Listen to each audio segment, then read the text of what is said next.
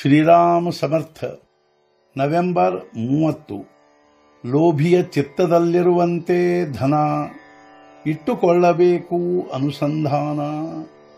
ಶುದ್ಧದಲ್ಲಿ ಶುದ್ಧ, ಮಂಗಲಗಳಲ್ಲಿ ಮಂಗಲ, ಭಗವಂತನ ಅನುಸಂಧಾನ ಕೇವಲ.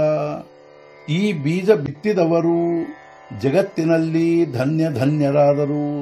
ವಿಫಲವಾಗದ ಪ್ರಯತ್ನ, ತಪ್ಪದಿರುವುದು ಅನುಸಂಧಾನ. ನಿಜವಾಗಿ ಮಾಡಬೇಕು ಭಗವಂತನ ಅನುಸಂಧಾನ. ಅದರಿಂದ ದೂರವಾಗುವುದು ನನ್ನತನ. ನಾನು ನನ್ನದೆಂದು ಮಾಡಬೇಕೆಲ್ಲವನ್ನೂ, ಆದರೂ ಭಗವಂತನಿಂದ ದೂರಗೊಳಿಸಬಾರದು ಚಿತ್ತವನ್ನು.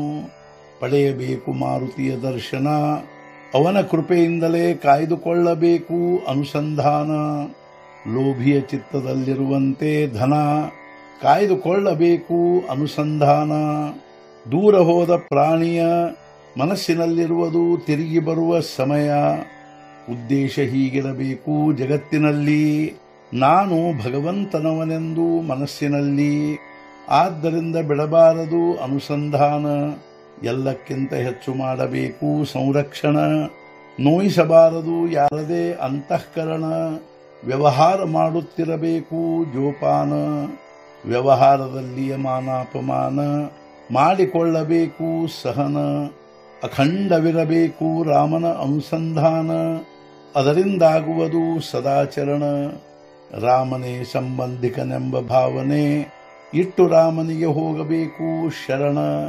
ಈಗ ಕೇಳಿರಿ ನನ್ನ ವಚನ, ಮನಸ್ಸಿನಿಂದಾಗಿರಿ ರಾಮಾರ್ಪಣ. ಭಗವಂತನಲ್ಲಾಗಬೇಕು ಅನನ್ಯತೆಯು, ಅವನೇ ಸಾಕ್ಷಾತ್ ಕೃಪಾಮೂರ್ತಿಯು. ಬಿಡಬೇಕು ನಮ್ಮ ಕರ್ತೃತ್ವವನ್ನು, ಅಂದರೆ ಹೋಗಬಹುದು ಭಗವಂತನಿಗೆ ಶರಣು. ಹಿಡಿದರೋ ಯಾರು ಭಗವಂತನ ಚರಣ, ಅವನಿಗಾಯಿತು ಅದೇ ಸಾಧನ. ಈಗ ನಾನಾದೆನು ರಾಮನವನು, ಅರ್ಪಿಸಬೇಕವನಿಗೆ ನನ್ನೆಲ್ಲ ಚಿಂತೆಯನ್ನು. ನಾನು ಯಾರವನು, ನನ್ನ ಚಿಂತೆ ಅವನಿಗೆ. ಈ ಭಾವವಿರಬೇಕು ಚಿತ್ತದೊಳಗೆ.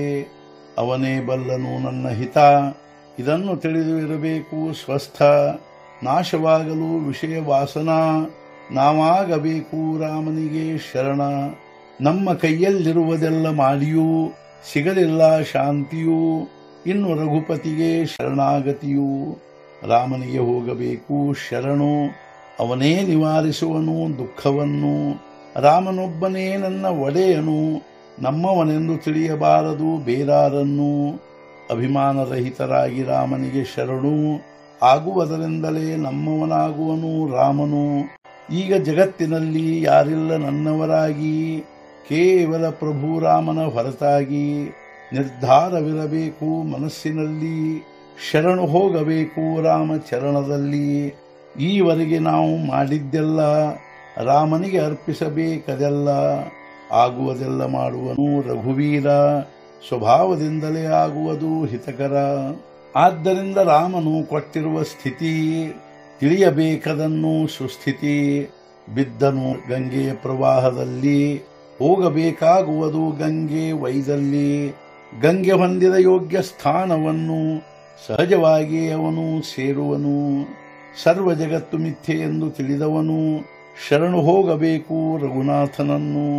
ಭಗವಂತನಿಗೆ ಶರಣು ಹೋಗದಿದ್ದರೆ ಇದರ ಹೊರತು ಮಾರ್ಗವಿಲ್ಲ ಬೇರೆ.